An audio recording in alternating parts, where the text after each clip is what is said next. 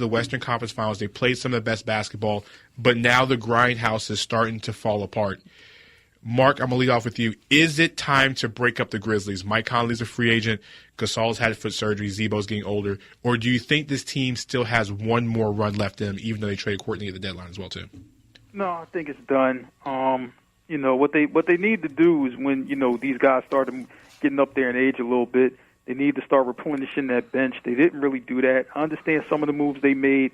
They tried to get some veterans in there. They have Vince Carter and Jeff Green and a couple other guys like that. Just wasn't enough to get them over the hump. It's time to blow it up, and you really have to question the system. And maybe you have to scrap the system as well. Just in today's NBA, I don't know if that slow bully ball that worked, in the 80s and 90s, I don't know if it's going to win you a championship this time around. So, Paul, what's your thoughts? I mean, y'all know me. Hit the button. Man, it's too late to hit that. It's not too late to hit the button, but you're hitting the button late at this point. Are you really trying to hit? If Gasol was going to come back? Listen, but see, this is my thing.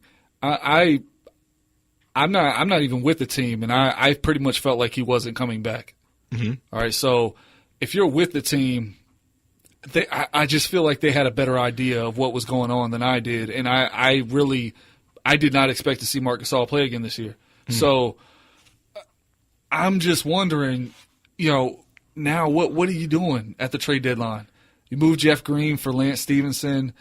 Courtney Lee to Charlotte for P.J. Hairston, essentially. Second rounders. Yeah, that's what I'm saying. Essentially, P.J. Hairston.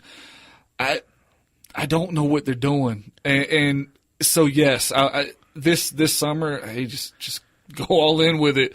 Might as well blow it up, man. You're fifth in the West right now, which really isn't fifth in the West.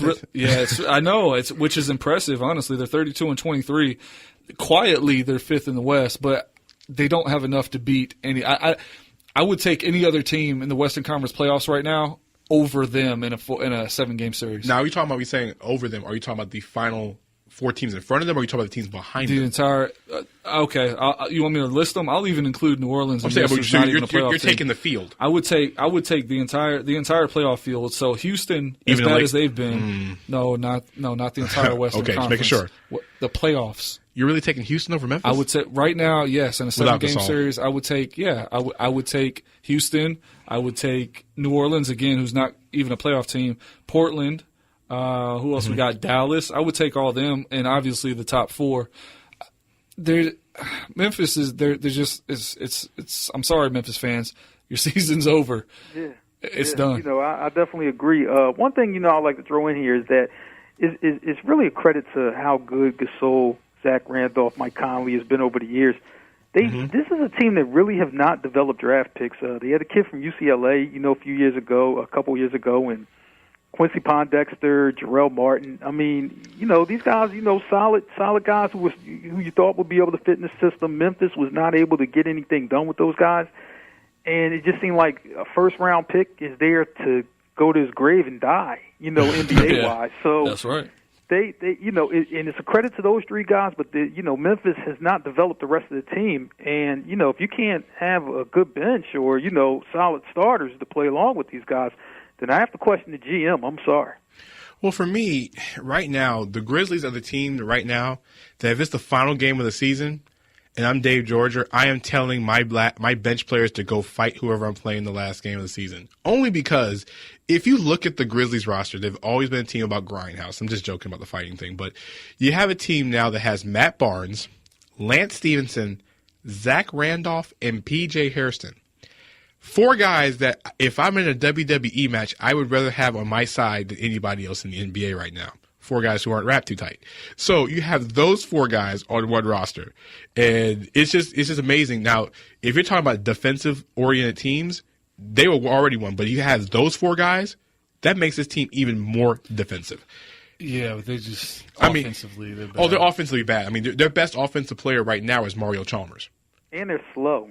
They're slow. Their best offensive player is Mario Chalmers, a guy LeBron James was just begging to get rid of in Miami.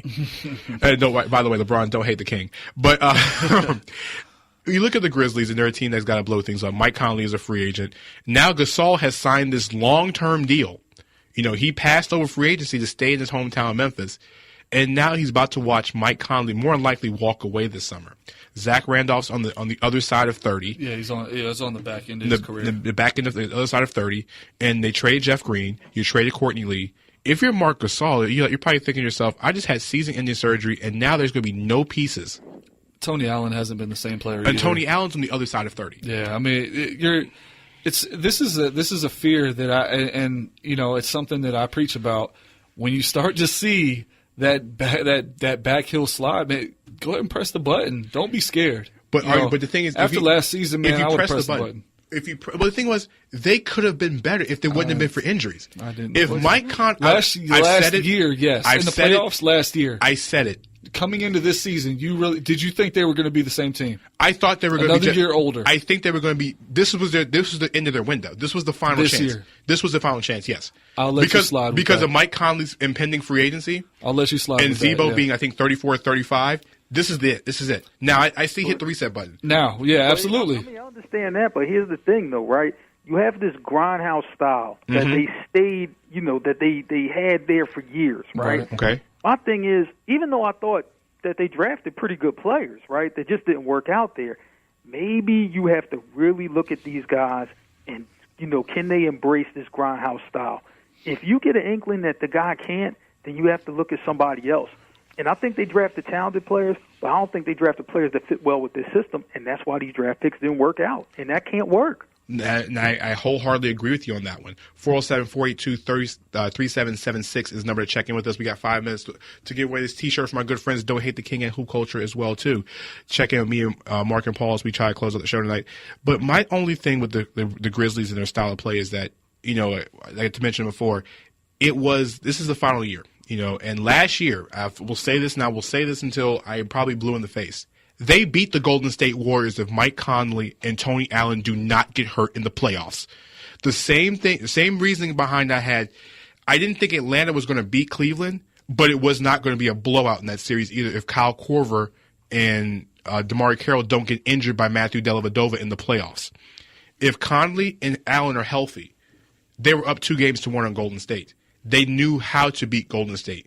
Conley stacks on Stephen Curry. Klay Thompson is shielded by Tony Allen. You make everybody else beat you. That's what worked. They gave it one more year, and now there's nothing left. And poor Marc Gasol is on a long-term deal with now a rebuilding cause in Memphis. Speaking of teams that should be rebuilding but are actually better than what they are, real quickly, the Portland Trail Blazers, a team that I thought was going to be one of the worst teams in the NBA. You're not alone. And ironically, over the weekend, got an epically record performance out of Damian Lillard. You got to give me credit here. What did I say at the beginning of the year about Damian Lillard against Steph Curry? He owns him. I wasn't that strong, but I said he goes off on him every time. Lillard dropped 51. Now, here's a question for you guys as we close out the show. Who had a better performance over the week? Was it Anthony Davis's 59 points and 20 rebounds against Detroit, or was it Damian Lillard scoring 51 against a team that is challenging the best record in the history of basketball? Which performance? Now, both teams won, but which performance was much more electrifying? Mark, go first. Which one would you take? I'm going to say like this. I like them both, right? Because Anthony Davis was playing against Andre Drummond. He's the new kid on the block as far as big men, and Anthony Davis owned him. So I like that. But I got to go with Damian Lillard because Damian Lillard has done this to Stephen Curry before. And you know what? Anytime when you're saying, this is the best player in the league, you're supposed to see red and you're supposed to try to destroy that guy, and that's what he did. Listen, Dame is a killer. Dame is a listen. He's cool the microphone, man, and he's also he's dropping dimes. You know what I mean? But no, Dame is an absolute killer. He felt disrespected by the All-Star snubs. You know what I mean? He was disrespected so bad. Every time he gets disrespected, he comes out and just obliterates people. And yes, that word is perfect. He obliterated the entire Golden State team, specifically Steph Curry. There was nothing they could do to stop this man, and they blew out the best team in the NBA right now. I think it was 137-105 was the score in that game. But here's to make the performance even more impressive. Damian Lillard was added onto the Olympic tryout team after this. Yeah, which was disrespectful. I mean, this guy, I'm telling you, he's a top 5 point guard in the NBA and gets no love. I think the reason for me he's not top 5 point guard is the defensive aspect. Kyrie Irving and if that's the case, then Steph Curry's not a top 5. I mean, Steph Curry plays no D, man. I'm telling you, I've said it. Yeah, Steph Curry's version of defense is I'm going to outscore my man, therefore I'm playing good D. Well, that's not defense. It's plus minus. I can outscore you, so my plus 47 is better than your 0. Right. I get it. But that's not defense. So, guys, for me, Anthony Davis 59 and 20. Here's the most impressive part about it. He was impressive. 24 of 34 from impressive. The floor. Look, man, it's right here, man. You can't be wrong. I know. But it's crazy when you see these types of numbers go up for players. And so when you have 2 performances, normally you say one's the performance of the week, but when you have them in, I think, consecutive days, Davis was on Sunday, Lillard was Saturday night. Yep. So, I'm at the game on Sunday, and I see Davis with 59 and 20. I'm like, what's going on with that? So it's an interesting, number to see, because how often does a guy get 59 points on potentially probably the best big man in the NBA right now, in Andre Drummond? And now, now Lillard's 51. I mean, it was just shot after shot after shot after shot after shot. So, I mean, he played like he was pissed off, and that's how you got to play that way sometimes. Yeah, and to him, he killed it. It works out perfectly. So, as we head out for the show this week, Mark, how does everybody get in contact with you on social media? You can just hit me at Breakdown Sport, Twitter, Instagram. Holla at me. We always talking about something. So hit me up. Paul, what you got coming up, and where can they find you? All right, y'all know I always have a problem with something, so I'm sure I'll be mad about something on on NBA FCP Radio. But you can catch me on Twitter. I respond there if I get mentioned. Otherwise, I don't know. But it's Paul Myers FCP. Best way to get me is at Facebook on our page. Check me out at NBA DT29 on Twitter. Also at NBA FCP Radio on Twitter as well too. Check out the entire team at NBAFCPRadio.com. Myself, Mark, Paul, Eric Cesaros, Ethan Joseph, Melanie over hanging out with us, as well as Kurt Jenkins and the rest of the crew, Jason Cook, Mike Patton, and everybody else. But we're going to check out for Full Court Press Radio, sponsored by SOFOELLC on Sports Talk Today, the team. We'll check you guys out on Tuesday night at 7 p.m. Check us out on YouTube. We'll have the videos up on YouTube as well too. And also, if you missed the show, check us out on the website, because we'll have them tomorrow morning. This is Danny Thompson, Full Court Press Radio. Mark, Paul, and I say peace. We'll see you guys on Tuesday. Good night.